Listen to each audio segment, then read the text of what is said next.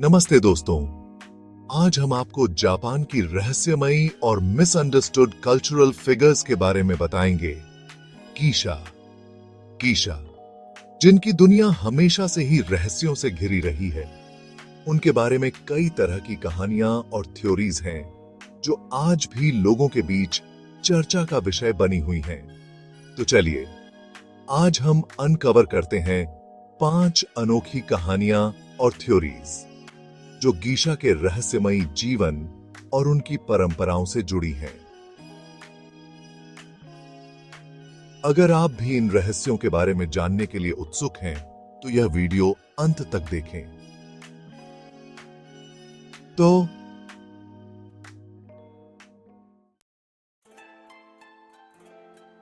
हमारी पहली कहानी है मिजुआगे सेरेमनी की।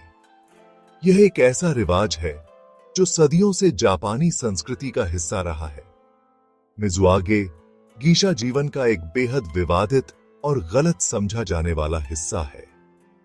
यह एक ऐसा पहलू है जिसे लेकर कई मिथक और गलतफहमियां हैं। बहुत सारे लोग इसे लेकर अजीब और गरीब थ्योरीज बनाते हैं, लेकिन आज हम असलियत जानेंगे। सच्चाई जानने के लिए हमें इतिहास में झांकना होगा। कुछ लोग कहते हैं कि मिजुआगे सेरेमनी का मतलब था कि एक गीशा अपनी वर्जिनिटी को सबसे ऊंची बोली लगाने वाले को सौंपती थी।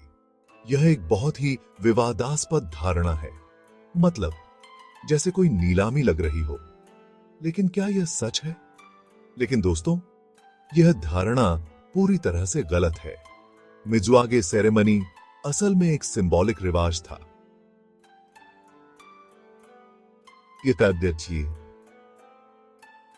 यह एक गहरे सांस्कृतिक महत्व वाला रिवाज था। यह एक प्रशिक्षु गीशा, जिन्हें माइको कहा जाता था, के पूर्ण गीशा बनने का प्रतीक होता था। यह उनके जीवन का एक महत्वपूर्ण मोड़ था। सोचो, जैसे स्कूल से ग्रेजुएशन। यह एक बड़ी उपलब्धि का प्रतीक था। एक नया चैप्टर शुरू हो रहा है। यह उनके जीवन में एक नई शुरुआत का संकेत था। तो यह थ्योरी जो मिजुआगे को सेक्सुअल इनिशिएशन से जोड़ती है, असल में गीशा की परंपरा को पूरी तरह गलत तरीके से प्रस्तुत करती है। यह एक बड़ी गलतफहमी है। आजकल मिजुआगे एक सिंबॉलिक मीनिंग रखती है जो गीशा की कलात्मक और पेशेवर यात्रा को दर्शाती है। यह उनके कौशल और समर्पण का प्रतीक है। मतलब यह दिखाता है कि उन्होंने अपनी ट्रेनिंग पूरी कर ली है और अब वो एक प्रोफेशनल गीशा बन गई हैं। यह उनके जीवन का एक महत्वपूर्ण पड़ाव है। तो मिजुआगे सेरेमनी का असली मतलब सेक्सुअल नहीं, बल्कि गीशा की कलात्मक परिपक्वता से था। यह एक सांस्कृतिक और प्रतीकात्मक रिवाज था। अब बात करते हैं दान्ना और गीशा के बीच के रहस्यमयी रिश्ते की। यह रिश्ता सदियों पुराना है और जापानी संस्कृति में गहराई से जुड़ा हुआ है। दान्ना एक वेल्थी पेट्रन होते थे जो गीशा की फाइनेंशियल सहायता करते थे। वे गीशा की कला और उनके जीवन को संवारने में महत्वपूर्ण भूमिका निभाते थे। सोचो, एक तरह का स्पॉन्सर। लेकिन क्या यह रिश्ता हमेशा रोमांटिक होता था? जरूरी नहीं मेरे दोस्त। यह रिश्ता कई बार सिर्फ म्यूचुअल रिस्पेक्ट और एडमिरेशन पर आधारित होता था। कई बार यह रिश्ते म्यूचुअल रिस्पेक्ट और फाइनेंशियल सपोर्ट पर आधारित होते थे। दान्ना गीशा की कला की कद्र करते थे और उन्हें प्रोत्साहित करते थे। गीशा को अपनी कला के लिए पैसे मिलते थे और दान्ना को उनकी कंपनी और कला का आनंद। यह एक सिम्बायोटिक रिलेशनशिप था। हाँ, कई बार इसमें रोमांस भी होता था, लेकिन इसका मतलब यह नहीं कि गीशा का जीवन किसी पर निर्भर होता था। वे अपनी कला और आत्मनिर्भरता पर गर्व करती थीं। गीशा अपनी कला और पेशेवर सफलता पर गर्व करती थीं। वो इंडिपेंडेंट वुमेन थीं। उनकी स्वतंत्रता और कला ही उनकी पहचान थी।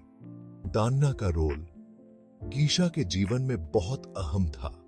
उनके समर्थन से गीशा अपनी कला को निखार पाती थीं और समाज में अपनी जगह बना पाती थीं। लेकिन यह रिश्ता हमेशा रोमांटिक या शारीरिक नहीं होता था। यह एक गहरा और सम्मानजनक संबंध था। यह एक फाइनेंशियल स्पॉन्सरशिप जैसा होता था, जैसे आजकल ब्रांड्स, सेलिब्रिटीज और स्पोर्ट्स प्लेयर्स को स्पॉन्सर करते हैं। लेकिन इसमें एक गहरी सांस्कृतिक और कलात्मक समझ भी होती थी। तो दान्ना और गीशा का रिश्ता सिर्फ पैसों का लेन देन नहीं, बल्कि कला और संस्कृति की परस्पर सराहना पर आधारित होता था। यह एक अनूठा और समृद्ध संबंध था, जो दोनों पक्षों के लिए फायदेमंद था। अब हम बात करेंगे गीशा और समुराई के रिश्ते की, जो अक्सर रहस्यों में डूबा हुआ माना जाता है। ईडो पीरियड में गीशा और समुराई के बीच गहरे संबंध होते थे, लेकिन क्या ये सिर्फ कंपेनियनशिप थी या कुछ और? कई कहानियों में समुराई और गीशा के बीच प्यार और रोमांस की बातें की जाती हैं, लेकिन असल में यह संबंध अधिकतर कल्चरल और इंटेलेक्चुअल बातचीत पर आधारित होता था। समुराई गीशा के साथ समय बिताते थे, लेकिन यह जरूरी नहीं था कि यह रिश्ता रोमांटिक हो। सोचो, जैसे दो दोस्त जो अलग दुनिया से आते हैं, लेकिन एक दूसरे की कंपनी और बातचीत का आनंद लेते हैं। कुछ हिस्टोरियंस मानते हैं कि ये रिश्ते स्ट्रेटेजिक होते थे, जहां समुराई को मानसिक शांति मिलती थी और गीशा को प्रोटेक्शन और फाइनेंशियल सपोर्ट। मतलब एक तरह का म्यूचुअली बेनिफिशियल अरेंजमेंट। लेकिन कुछ थ्योरीजर्स मानती हैं कि कभी-कभी ये रिश्ता प्यार और आकर्षण से भी जुड़ा होता था। तो गीशा और समुराई का रिश्ता केवल कंपेनियनशिप का था या इससे ज्यादा? यह अब भी एक रहस्य है। अब बात करते हैं एक और दिलचस्प थ्योरी की। क्या गीशा जासूस के रूप में काम करती थी? यह सवाल हमेशा से ही लोगों के मन में कौतूहल पैदा करता रहा है। खासकर वर्ल्ड वॉर 2 के दौरान यह माना जाता था कि गीशा, जो प्रभावशाली लोगों के साथ समय बिताती थीं, उनके बीच होने वाली गोपनीय बातचीत को सुनकर सरकार तक पहुंचाती थीं। यह धारणा काफी प्रचलित थी। मतलब एक तरह की सीक्रेट एजेंट्स जो अपने आकर्षण और कला के माध्यम से जानकारी जुटाती थीं। इस थ्योरी को फिल्मों और कहानियों में बहुत ही ग्लैमरस तरीके से प्रस्तुत किया गया है। इन कहानियों ने गीशा की छवि को और भी रहस्यमयी बना दिया। लेकिन क्या इस बात का कोई ठोस सबूत है? यह सवाल हमेशा से ही विवाद का विषय रहा है। हालांकि इसके कोई स्पष्ट प्रमाण नहीं है, लेकिन यह थ्योरी तब उभर कर आई जब गीशा अमीर और ताकतवर लोगों के साथ नियमित रूप से मिलती थी, जिनके पास महत्वपूर्ण जानकारी होती थी। यह एक संभावित कारण हो सकता है। सोचो, वो उन लोगों के साथ होती थीं जहां पावर प्लेज होते थे, सीक्रेट्स शेयर होते थे। यह एक बहुत ही दिलचस्प परिदृश्य है। कुछ मानते हैं कि गीशा का जीवन इतना गोपनीय और कॉम्प्लेक्स था कि वह कभी-कभी अनजाने में जासूसी का हिस्सा बन जाती थी।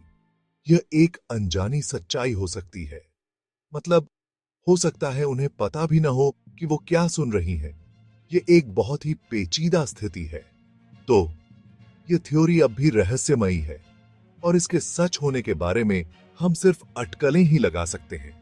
यह रहस्य शायद कभी पूरी तरह से सुलझ नहीं पाएगा।